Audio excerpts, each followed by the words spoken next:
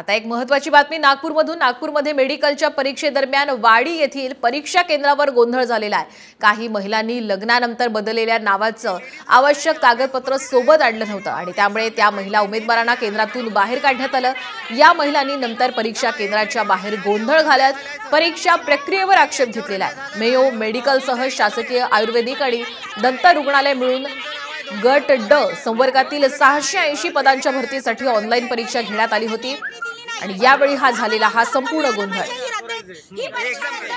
ये कर्मचारी लोग जो यहाँ पे है कोई अलाउ मतलब ये इनका कोई बात मानने को तैयार नहीं है।